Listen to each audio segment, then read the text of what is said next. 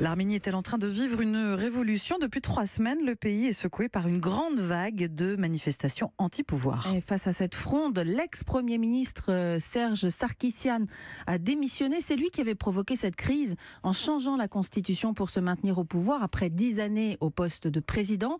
Mais ça n'a pas suffi à calmer les Arméniens. Désormais, ils réclament que son parti, le Parti républicain, rende le pouvoir. Elena Voloshin couvre cette révolution de velours, c'est comme ça qu'on l'appelle. On la retrouve depuis Yerevan. Bonsoir Elena. Bonsoir Sophie. Le meneur de cette contestation, Nikol Pachinian, un ancien journaliste devenu député, espérait être désigné Premier ministre mardi soir par le Parlement, mais le parti au pouvoir a bloqué sa nomination. C'est vraiment un bras de fer qui s'est engagé. Oui, c'est un bras de fer et notamment avec la rue, car dès le lendemain, mercredi, à l'appel de Pachinian, une grève générale a paralysé le pays. Et face à cette nouvelle vague de contestation, eh bien, le Parti républicain l'a promis, il ne fera pas obstruction à Nikol Pachinian s'il obtient au moins un tiers des voix lors d'un second vote prévu mardi prochain. Pachinian a appelé ses partisans à la vigilance, mais pour eux, la victoire semble déjà acquise. Alors, ils veulent y croire, ces Arméniens qui se sont mobilisés en masse. Vous les avez suivis, Elena, dans la joie et la bonne humeur dans les rues de Yerevan. On écoute votre reportage. Ce mercredi soir, le centre-ville de Yerevan a des allures de discothèque géante. On danse sur les toits des voitures, on agite des drapeaux, on s'embrasse entre inconnus. Finalement, c'est un peu comme si Nikol Pachinian avait déjà gagné. Je m'approche d'un groupe qui exécute une danse endiablée au milieu de la route. Et là, surprise, ces Arméniens sont venus d'Istanbul, exprès pour la révolution. Beaucoup d'Arméniens vivent à l'étranger. Jusqu'à présent, personne ne voulait rentrer. Nous, ça fait 12 ans qu'on vit à Istanbul. On est ici parce qu'on veut rentrer au pays avec nos enfants et nos familles. Et c'est notre seule chance. Pour ces Arméniens de la diaspora, comme pour ceux d'ici, Nikol Pachinian, c'est l'espoir d'une vie meilleure en Arménie. L'espoir, ou plutôt la certitude. C'est la fête ici, c'est un peu comme si...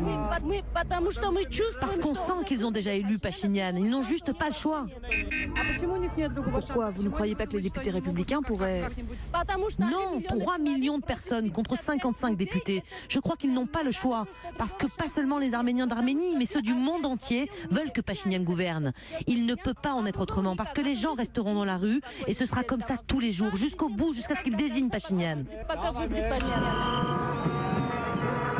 Routes bloquées, cortèges incessants dans les rues, le tout dans une euphorie permanente.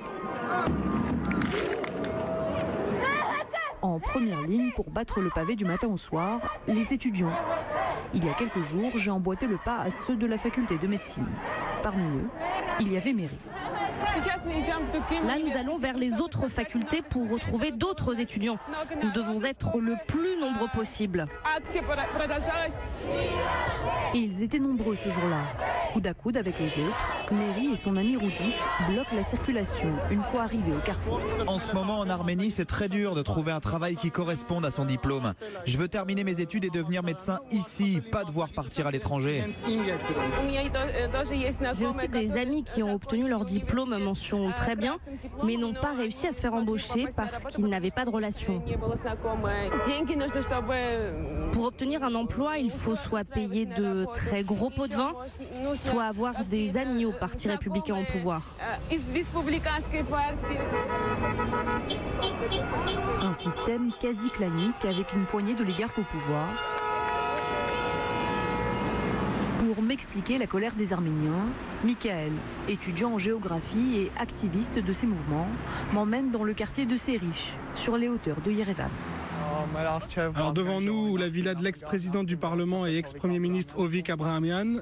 Elle a été construite durant les années où Ovik Abrahamian était président du Parlement et c'est une réplique du bâtiment du Parlement.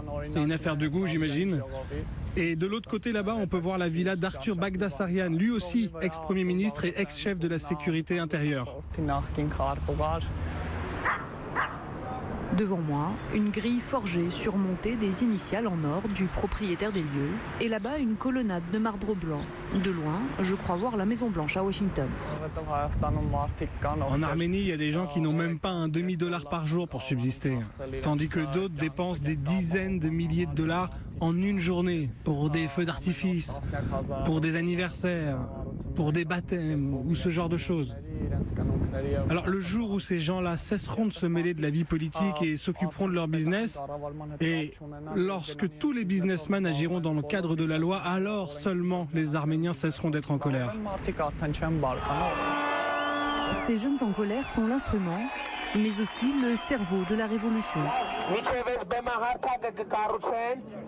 Lorsque, haut-parleur à la main, Nicole Pachinian ordonne à la foule la désobéissance civile, il l'entoure et le conseille sur sa stratégie. À leur tour, ils sont conseillés par des polytechniciens. L'un d'eux, Manuel Sarkissian, m'a reçu dans son bureau à Yerevan.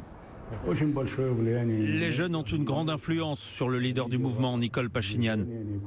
Comme Pachinian étant député, il n'était pas familier de ces techniques insurrectionnelles. Ces jeunes l'ont convaincu que c'était comme ça qu'il fallait se battre. Marcher sur une centaine de kilomètres par jour, du matin au soir, bloquer les ponts, le résultat est convaincant. Lorsque la jeunesse est dans la rue, les plus âgés sortent aussi pour défendre leurs enfants. Cette contestation restera sans doute dans les annales comme la révolution des jeunes en Arménie. Pacifique mais déterminée, ils luttent en ce moment pour leur avenir. Yerevan, Elena Voloshin, Europe 1. Voilà, et en pleine révolution à Yerevan, on retrouve Elena Voloshin. On danse toujours sur les voitures chez vous ? Alors non, c'est très calme ce soir, peut-être le calme avant la tempête, tout dépendra en fait du résultat du vote au Parlement. Si Nicole Pachinian est désigné Premier ministre, tout ira bien, sinon il risque d'y avoir du grabuge. Vous l'avez entendu, les Arméniens sont déterminés à porter leur héros au pouvoir.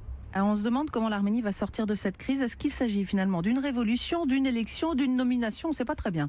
Alors, parce que c'est tout cela à la fois en fait. C'est en cela d'ailleurs que c'est unique. Parce que si Pachinian est élu, ou plutôt désigné par les députés, ce sera une première dans l'espace post-soviétique lorsqu'un mouvement de contestation populaire aura forcé un processus politique pour changer de régime. En cas d'échec, il y aura dissolution du Parlement et élection anticipée. Mais ce n'est pas le scénario que voudrait Pachinian, car sous l'égide du régime actuel, ces élections seraient comme les précédentes, à savoir truquées. Ouais. Mais est-ce qu'il a vraiment toutes ses chances, comme le pensent ses partisans ? Oui, parce que la Fronde des Arméniens fait trembler le Parti républicain et il est pour l'heure le seul candidat. Pourquoi est-il aussi populaire, ce Nicole Pachinian, Elena ?